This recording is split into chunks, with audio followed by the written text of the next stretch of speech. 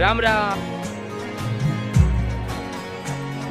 તો જો આપણે આ કલમ થઈ ગઈ છે। હા આરી આરી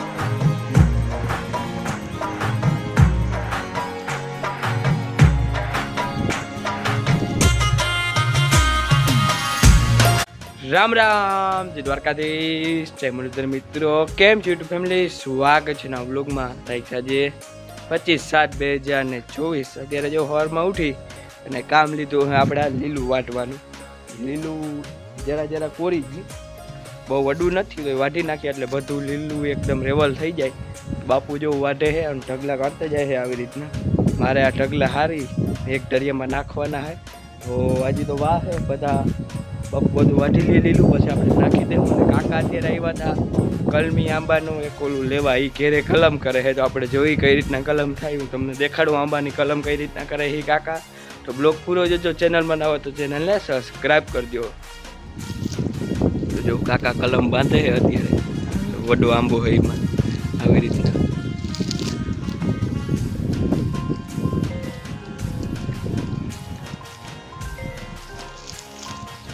કાકા પહેલી વાર જ કલમ બાંધે, સક્સેસ થાય કે શું થાય આપણે જોઈ। મારે બે કામ બંધાવવાની છે કલમું। મેન તો અહીંથી હવા લઈએ ને તો જ ઉજરે નહીં, ઉપરથી ઉપરથી હવા ના લેવી જોઈએ કલમ। ફિટિંગ તો થઈ જ જાય, ચીર હોય ને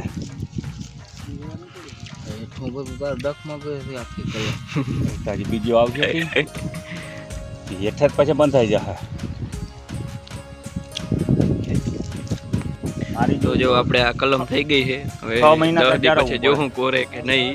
હજી પાછો મૂકો વિડીયો 10 દી પછી રાજીભાઈ એમ કહે હા હારી હારી। જો 15 દી પહેલા આમાં કલમ કરી હતી, આ નામી ઉજરી ગઈ છે, જો અહીંથી દારામ ફૂટી છે। હવે આ કલમ સક્સેસ થઈ ગઈ છે બરોબર। હવે કાકાની આમાં બીજી હજી એક કલમ કરે છે,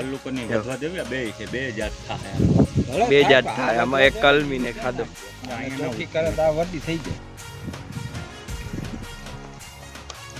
જો બાજુ વાળો બીજો આંબો કલમ કરીએ હોય।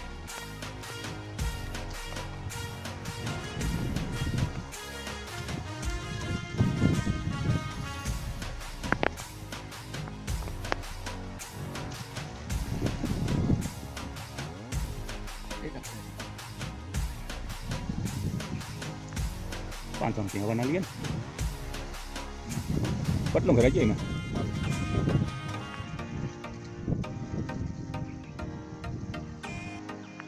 બસ જે ભારી માપ નું ઉતરી જાય ગઈ આવી જગ્યાએ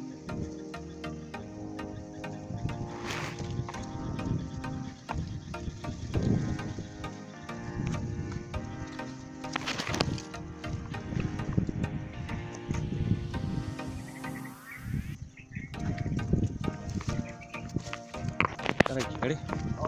Apa kabar? Panas juga kan?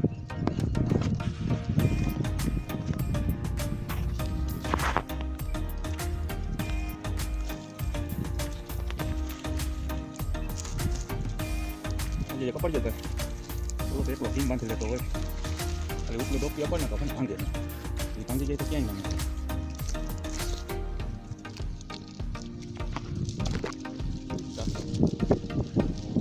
Main gak jelas. Dia udah jalan kan?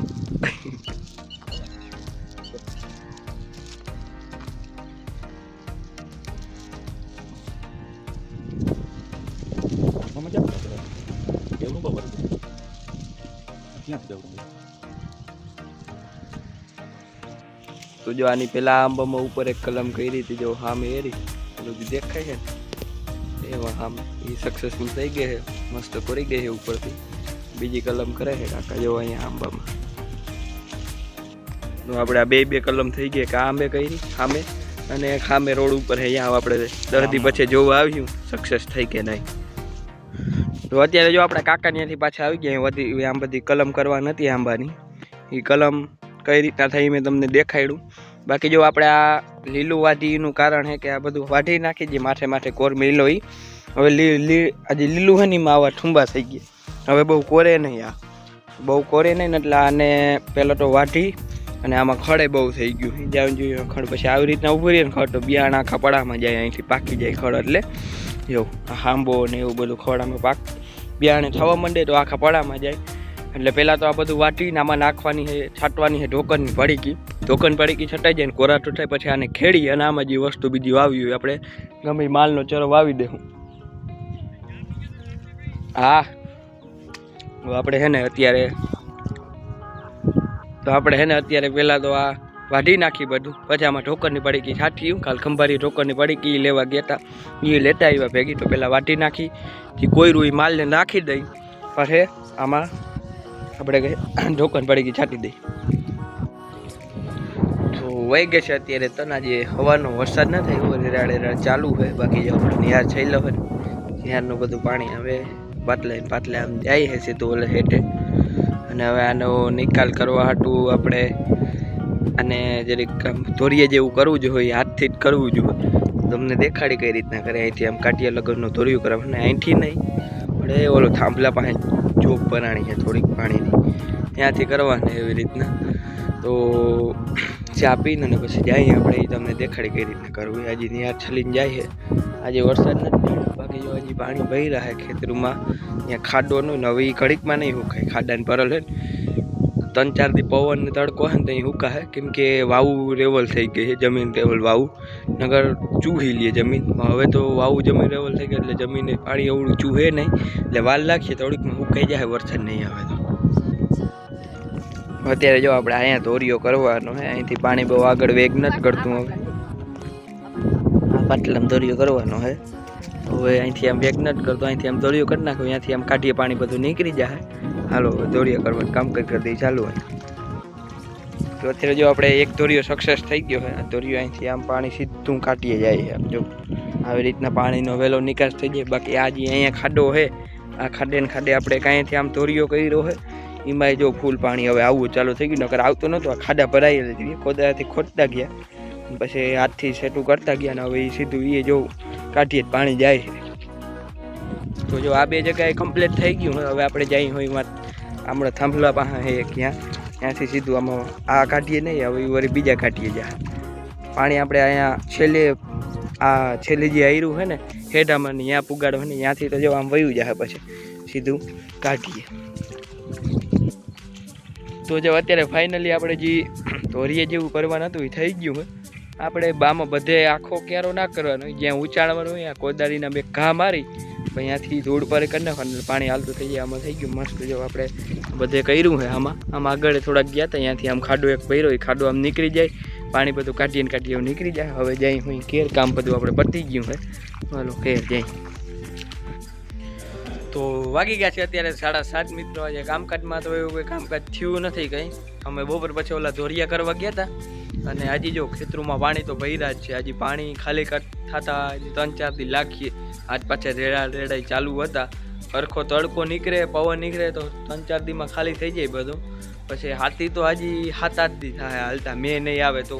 બાકી હજી પાણી ભર્યા છે, રેચના પાણી આવે પાછા આમાં. હવે વાવું ફૂલ થઈ ગઈ છે, નકર અત્યારે પાણી ક્યાંય દેખાય નહીં. વાવું ફૂલ થઈ ગઈ છે ને એટલે પાણી ઘડીકમાં હવે ઓછું ના થાય.